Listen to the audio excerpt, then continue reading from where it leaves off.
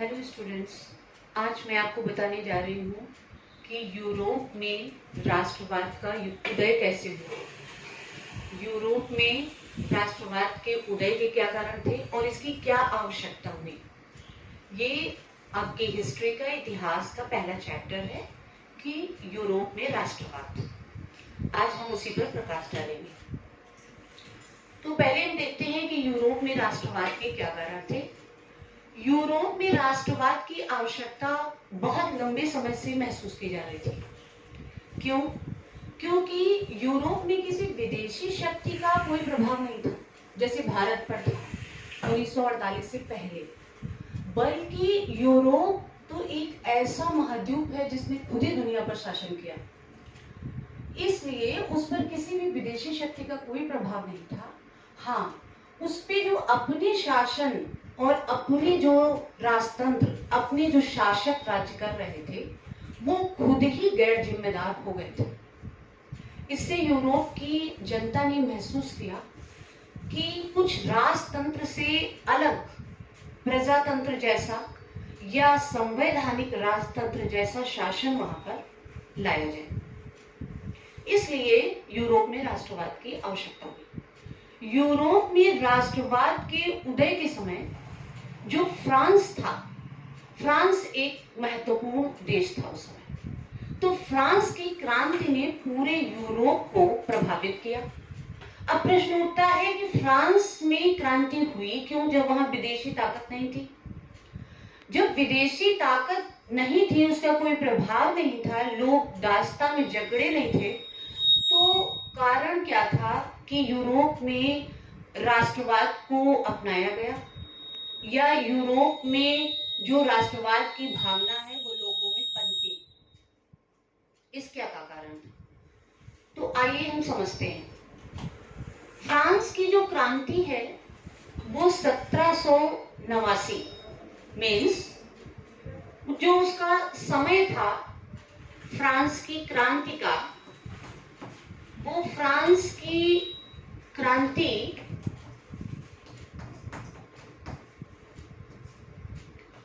1789 में हुई। एक बार मेटरनिख ने कहा था, मेटरनिख जो कि ऑस्ट्रिया के चांसलर थे, उन्होंने कहा था कि फ्रांस यूरोपियन देशों में इतना महत्वपूर्ण है कि जब फ्रांस छींकता है तो पूरे यूरोप को जुकाम हो जाता है। यानी फ्रांस इतना महत्वपूर्ण देश था यूरोपियन देशों के अंदर। अतः जब फ्रांस की क्रांति है, उसने पूरे यूरोप की राजनीति पर, आर्थिक जगत पर अपना प्रभाव डाला। तो फ्रांस की क्रांति के क्या कारण थे? फ्रांस की क्रांति क्यों हुई? आइए इसको हम समझते हैं। तो फ्रांस की क्रांति के कारण,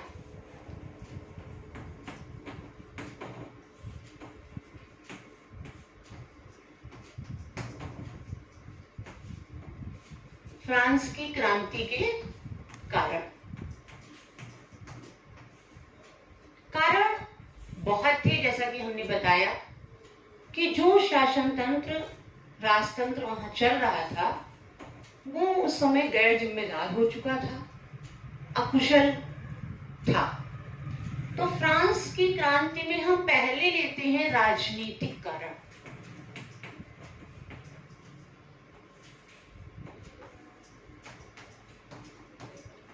राजनीतिक कारण, फ्रांस की क्रांति के राजनीतिक कारण क्या थे?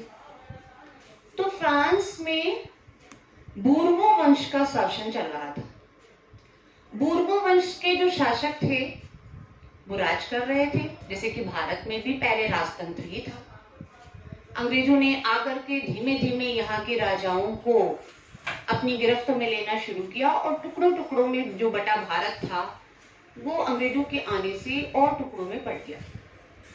ठीक उसी प्रकार फ्रांस भी उस समय 40 राज्यों में बटा हुआ था और जो हर उसका टुकड़ा था, यूं कह लीजिए जो उसका हर राज्य था, उसकी अलग अलग शासन प्रणाली थी। उसमें नाप तौल की व्यवस्था भी अलग अलग थी। उसमें जो उनका राष्ट्रीय झंडा था वो भी उनका अलग अलग था। उनमें जो भाषाएं थी वो अपनी क्षेत्रीय भाषाएं अलग अलग बोली जा रही थी, यानी जैसे कि भारत में एक राष्ट्रभाषा है, राष्ट्रभाषा नहीं थी। तो कुछ भी उनका ऐसा नहीं था जो यूनाइटेड हो, कुछ भी उनका ऐसा नहीं था जो एकीकृत हो।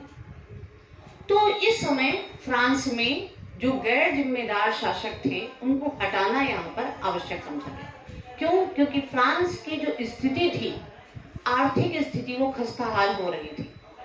तो राजनीतिक कारण हम पहले देखते हैं। राजनीतिक कारण में हमने बताया कि बूर्बो वंश शासन में था। इसमें सबसे पहले लुई 14 यानी लुई 14वां शासन में आया और वो वहां राज कर रहा था, लेकिन बहुत जिम्मेदार नहीं था आर्थिक नीतियों के प्रति। दैवीय शक्तियों में विश्वास करता था। वो कहता था कि जो शासक है, जो राजा है, वो उसको ईश्वर ने भेजा है, उसमें खुद दैवीय शक्ति व्याप्त है, यानी वो अपने को ईश्वर के द्वारा भेजा हुआ एक दूत कहता था। तो उसमें कहता था कि मैं ही शासन हूं। वो खुद कहता था, उसका एक स्टेटमेंट था कि मैं ही शासन हूं, मतलब मेरा कहा गया हर एक कथन शासन है, जबकि खुद वो अकुशल था, खुद गैर जिम्मेदार था। ऐसे में जो लुई 14 था, जाहिर सी बात है वो अकुशल रहा। और उसके बाद जो नेक्स्ट राजवंश था वो लुई 15। और लुई 15 आपको बता दें कि चूंकि वंशानुगत शासन चल रहा था, राजतांत्रिक शासन प्रणाली थी, मीन्स राजा का पुत्र ही शासक बनता था। ऐसे में जो लुई 15 था, वो लुई 15 5 वर्ष की अवस्था में ही गद्दी पर बैठ गया। आप समझ सकते हैं कि 5 वर्ष की अवस्था में जो बच्चा गद्दी पे बैठे वो कितना कुशल होगा अपने शासन को चलाने के लिए। जाहिर सी बात है कि वो गद्दी पर बैठना उसका नाम मात्र का ही था और उसका जो शासन था वो दूसरे लोग ही देखते थे। ऐसे में वो अपने कार्यों के प्रति जवाबदेह नहीं था। तो ये लुई 15 का शासनकाल हो रहा, जिसमें कोई भी आर्थिक प्रगति नहीं हो पाई। उसके बाद आते हैं लुई 16, और लुई 16 तो 20 वर्ष की अवस्था में गद्दी पे बैठता है, लेकिन उसमें दूरदर्शिता की कमी थी। उसकी जो उम्र थी, कह सकते हैं कि शासन चलाने योग्य थी, क्योंकि राजतंत्र में इसी उम्र में शासन सत्ता लोग संभालते थे।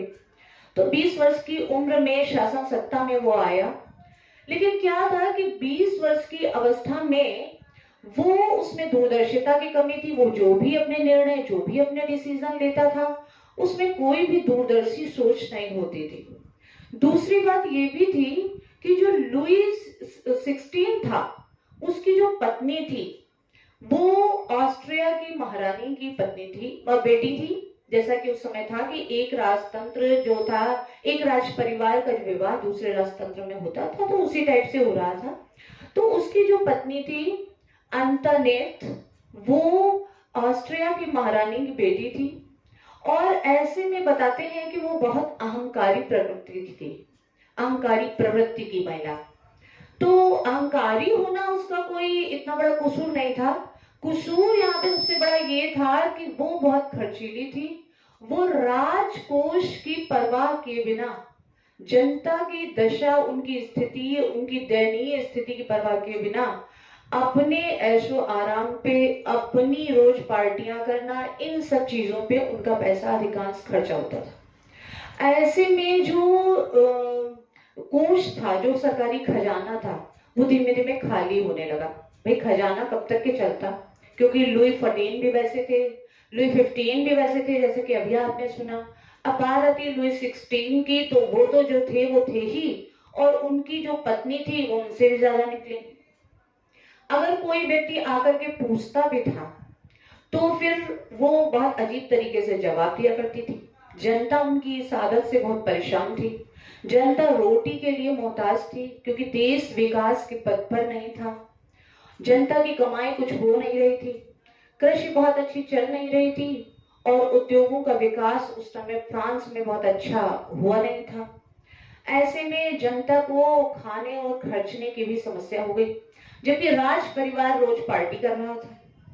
जनता महल के सामने आती थी, भूखी जनता, और कहती थी कि हमें रोटी चाहिए, हमें रोटी की आवश्यकता है। और महारानी ने एक बार जवाब दिया था कि रोटी नहीं है तो क्या है, केक खा लीजिए जाकर। तो ये स्थिति थी फ्रांस के शासकों की। तो आप समझ सकते हैं कि उनका जो राजनीतिक कारण था वो किस तरीके से उत्तरदायी था फ्रांस में क्रांति होने के लिए। फिर हम बात करते हैं फ्रांस के सामाजिक दशा की। सामाजिक दशा क्या थी? ये तो राजनीतिक कारण थे जिसने फ्रांस क्रांति करवाया। अब क्या है कि जो उनकी सामाजिक स्थिति थी फ्रांस की, वो भी कुछ इस टाइप से थी। फ्रांस का जो समाज था वो 3 वर्गों में बटा हुआ था। 3 वर्ग फ्रांस के। कौन कौन से 3 वर्ग थे? इसमें बच्चों आप लोगों ने 9th क्लास में पढ़ा हुआ है कि फ्रांस में जो वर्ग था वो 3, फ्रांस का जो समाज था 3 वर्गों में बटा था। तो 3 वर्ग कौन से थे अभी हम लोग देखते हैं।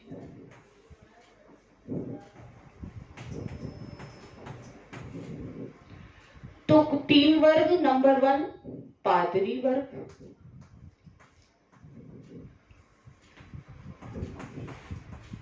नंबर 2 राज परिवार, या उनसे जुड़े जितने भी वहां के अफसर थे वो सब राज परिवार में आ रहे थे। और जो तीसरा वर्ग फ्रांस में था वो फ्रांस में था आम जनता का। आम जनता। तो आपको बता दें कि सामाजिक कारण भी फ्रांस की क्रांति के लिए बहुत उत्तरदायी था। कैसे? जो वहां पर पादरी वर्ग था, जैसे राजा खुद कहता था कि वो ईश्वर का दूत है, उसको ईश्वर ने भेजा है, माने उसने जो निर्णय दे दिया वही अंतिम निर्णय है। उसको किसी से पूछने की आवश्यकता नहीं थी, उसको कुछ ही न्यायिक मंडल के परामर्श की आवश्यकता नहीं थी, जैसा वो कहता था। तो इसमें जो फ्रांस का जो राजतंत्र था वो कैसा चल रहा था आप समझ सकते हैं। और उसमें जो पादरी वर्ग था, यानी जो चर्च के पुजारी, उनकी जो स्थिति थी वो उनसे भी ऊपर थी। फ्रांस के शासकों ने पादरी वर्ग को, क्योंकि वो दैवीय शासन में विश्वास करते थे, तो पादरी वर्ग की स्थिति खुद से भी ऊपर कर रखी थी। मतलब वो अपने शासन चलाने के जो तरीके हैं, वो कौन सा कानून बनाए या कौन सा कानून ना बनाए, इसको वो पूछने के लिए जाते थे पादरी वर्ग से। उसमें कई वर्ग थे, आर्क बिशप होता था, बिशप होता था, पोप होते थे, मतलब कई वर्ग पादरियों में थे। तो उनका भी एक ऑफिसर से नीचे तक की पादरी रंग थी। तो पादरी वर्ग जो था वो गिरजाघर के पुजारी थे। वो जो बड़े बड़े शहर थे उनमें बड़े लेवल का पुजारी था, जो छोटे गांव थे वहां पर भी पुजारी चर्च में हुआ करता था। ये सब जो है राज परिवार को राय और मंत्रणा देने का कार्य करते थे। राजा खुद इनसे पूछ करके कार्य करता था। ऐसे में जो आम जनता थी, यानी जो तीसरा वर्ग था, उसका नुकसान बहुत था, जबकि तीसरा वर्ग ही वहां सबसे महत्वपूर्ण वर्ग था, क्योंकि दूसरा वर्ग तो राज परिवार का था, और राज परिवार की हालत हम आपको पहले ही बता चुके हैं। पादरी वर्ग जिसको सिर्फ पूजा पाठ पर ध्यान देना चाहिए, जिसको सिर्फ व्यक्ति के नैतिक उत्थान के लिए सलाह देनी चाहिए, वो इस समय शासन के राजकाज में दखल दे रहा था। जो कि स्थिति बहुत यहाँ पर पेचीदा थी। और सामाजिक स्थिति में जो पादरी वर्ग था वो सर्वश्रेष्ठ स्थिति में था, उससे पूछ करके सारा काम राज परिवार करता था। और राजा और राज परिवार वो तो थे ही ऐशो आराम से। तो यहाँ पर जो आम जनता थी जिनका जो प्रतिशत था वो 80% था। आम जनता का प्रतिशत कितना था? करीब 80% की तो जनता यही थी। तो यहाँ सबसे नुकसान इसका था, राज परिवार का। किसका? आम जनता का। आम जनता में कौन कौन आते थे उस समय? आम जनता में उस समय आते थे कृषक, आम जनता में आते थे मजदूर, आम जनता में आते थे मध्य वर्ग, शिक्षित वर्ग, जिसमें शिक्षक भी थे, जिसमें बढ़ई भी थे, जिसमें डॉक्टर्स भी थे, जिसमें वकील भी थे। ये सब आम जनता का प्रतिनिधित्व कर रहे थे। ऐसे में आप समझ सकते थे जो इनकी स्थिति थी क्या थी। इनसे तो कुछ पूछ के होता नहीं था, ना इनको वहां पर वोट देने का अधिकार था, क्योंकि वोटिंग राइट का कोई सवाल ही नहीं था। राजा तो वंशानुगत होता था। तो स्थिति और भी पेचीदा थी। मतलब एक तो राजतंत्र, दूसरा निरंकुश राजतंत्र। फिर हम नेक्स्ट देखते हैं कि आर्थिक स्थिति क्या थी ऐसे में। तो फ्रांस की क्रांति की जो आर्थिक कारण थे उन पर अब हम प्रकाश डालेंगे।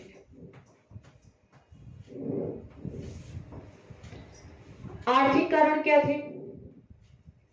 समाज के 3 वर्ग थे। पहला वर्ग पादरी वर्ग, जिनकी संख्या उस समय 6000 से ज्यादा थी। भाई करोड़ों में तो कोई जनता इतनी पहुंची नहीं थी। बात है 1789 की, 1789 की। तो उस समय 6000 से ऊपर तो पादरी वर्ग ही था। कुछ ऐसा ही राज परिवार और अरिस्टोक्रेटिक वर्ग था, जो कि अभिजात वर्ग या कुलीन वर्ग भी कहा जाता था। ये सब राज परिवार से संबंधित थे। ये बहुत धनी हुआ करते थे और आपस में विवाह संबंध रखते थे।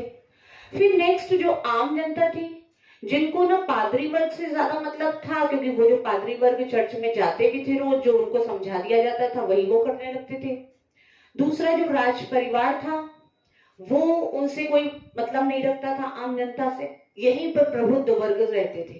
सारा समाज का प्रबुद्ध वर्ग किसमें था? आम जनता में थे, जिसका प्रतिशत करीब 80% उस समय फ्रांस में था। क्रांति होना तो लाजमी था। भाई क्रांति तो तभी होगी जब आप लगातार अन्याय आपके साथ किया जा रहा हो। तो आर्थिक कारण क्या थे उस पर भी हम प्रकाश डाल लेते हैं। पादरी वर्ग पर कोई टैक्स नहीं था। भाई 3 वर्ग थे ना, तो पहला वर्ग जो पादरी वर्ग था उस पर कोई टैक्स नहीं लगा था। दूसरा राज परिवार वर्ग था, जितने भी धनी वर्ग थे वहां पर सब राज परिवार से संबंधित थे, सब अरिस्टोक्रेटिक थे, सब कुलीन तंत्र थे, सब अभिजात वर्ग थे। तो उन पर तो कर लगाने का सवाल ही नहीं, क्योंकि वो तो खुद ही कर लगा रहे थे। सारा समाज का उत्पादन जितना आर्थिक जगत का था सब उनके हिस्से में था। जितना भी फ्रांस की जमीन थी सब उनके कब्जे में थी, या तो पादरी वर्ग के कब्जे में थी, क्योंकि पादरी वर्ग को यहाँ पर एक अधिकार प्राप्त था कि वो एक प्रकार का धार्मिक टैक्स लगाते थे, जो कि आमदनी का 10% होता था। यानी ये अधिकार पादरी वर्ग को प्राप्त था कि वो एक धार्मिक टैक्स लगा सकते थे, एक धार्मिक कर जनता पर लगा सकते थे, जिसका जो प्रतिशत था वो 10वां% आमदनी का ले सकते थे। तो आप समझ सकते हैं कि चर्च के पास आमदनी कितनी थी। चर्च के पास बताते हैं सालाना आमदनी तो 10-10 करोड़ से ऊपर आती थी। किस सन में? 1789 में, 1789 में। तो ये जो है चर्च की आमदनी थी। आम जनता धर्म के अंधेरे में चल रही थी, उसको जिधर रास्ता बता दिया जाता था उधर चलने लगती थी। तो ऐसे में वो बड़ी आराम से जाकर के आय जो कर था उसका 10वां% आमदनी का अपने दे आती थी धार्मिक टैक्स के रूप में। अगर उन्होंने कोई भी छोटा मोटा अपराध कर दिया होता था तो तुरंत उनसे चर्च का पादरी कहता था कोई बात नहीं है, आपने अपराध कर दिया तो कोई बात नहीं है, आप अपनी आमदनी का 10वां हिस्सा जमा कर दीजिए और आप इसके लिए जो है पाप मुक्त सर्टिफिकेट हमसे ले लीजिए। तो इस टाइप से जो फ्रांस में थी वो चल रहा था कानून, एक अंधा कानून फ्रांस में चल रहा था। तो फ्रांस में जो आर्थिक कारण थी यही था कि पादरी वर्ग पर कोई कर नहीं था, राज परिवार पर तो कर होने का सवाल ही नहीं था। जितना भी कर था आम जनता पे था, जबकि उसकी कमाई बहुत सीमित थी, क्योंकि देश में कमाई के साधन ही बहुत कम थे। देश का जो विकास की स्थिति थी वो तो हमने आपको पहले ही बता दी थी कि कितना विकास था। कृषि में कोई विकास हो नहीं था, क्योंकि राजा और शासक इतना ध्यान ही नहीं देते थे। और जो धार्मिक हिसाब किताब था उसमें तो कर जो है वो चर्च के बाद खुद चला जाता था। तो ऐसे में देश का जो विकास नहीं था, और अब जनता लंबे समय से जो इस टाइप के गैर जिम्मेदार शासकों के अंतर्गत थी, वो चाह रही थी कि अब देश का विकास हो, अब उसका अपना विकास हो। उससे जो अनावश्यक धन कर के रूप में लिया जा रहा था, इस टाइप का अन्याय उसके साथ बंद किया जाए। तो ये यहाँ पर आर्थिक कारण थे। सारा जो कर था वो किस पर था? आम जनता पर था। और वही कर जो है पूरे राज परिवार के खर्चे चलाता था। वही कर पादरी वर्ग के ऐशो आराम में जो है वो मददगार सिद्ध होता था। और ये पैसा कहाँ आता था? ये आता था आम जनता से। यानी ये इसका हो गया आर्थिक कारण। सामाजिक कारण, आर्थिक कारण और राजनीतिक कारण, ये तीनों ही एक दूसरे से जुड़े थे, जो हमने अभी अभी आपको बता दिया। ये फ्रांस की क्रांति के कारण थे। फिर हम ये देखते हैं कि जो आम जनता थी किस प्रकार वो क्रांति करने के लिए यहाँ पर मजबूर हुई।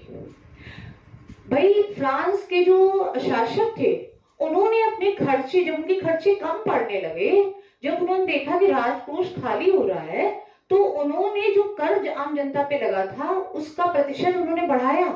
अब तो जनता के असहनीय स्थिति हो गई थी। जनता अब इतना कर देने के लायक नहीं थी। अब जनता चाह रही थी कि उससे ये जो अनावश्यक धन वसूली की जा रही है वो बिल्कुल बंद कर दिया जाए। और इस प्रकार जो फ्रांस की जनता थी वो सब, जिसमें कि पूरा आपका जो थर्ड स्टेट है, भाई फ्रांस में आम जनता को थर्ड स्टेट कहा जाता था। फर्स्ट स्टेट पादरी वर्ग को, सेकंड स्टेट राज परिवार को, और थर्ड स्टेट वो कहा जाता था आम जनता को। वो क्रांति करने के लिए विवश हो गई। तो ये थे फ्रांस की क्रांति के कारण, राजनीतिक कारण, सामाजिक कारण और आर्थिक कारण। ठीक है, अब हम आपको बताएंगे कि किस प्रकार जो ये फ्रांस की क्रांति हुई इसका परिणाम क्या हुआ, इसका फ्रांस पर या यूरोपियन जनता पर इसका प्रभाव क्या रहा, और किस टाइप से जो फ्रांस की जनता थी वो एकजुट हुई। एकजुट होने के लिए, एकीकृत होने के लिए क्या क्या कदम यहाँ पर उठाए गए, वो हम आपके आगे के टॉपिक में, इसी चैप्टर में देखेंगे। धन्यवाद।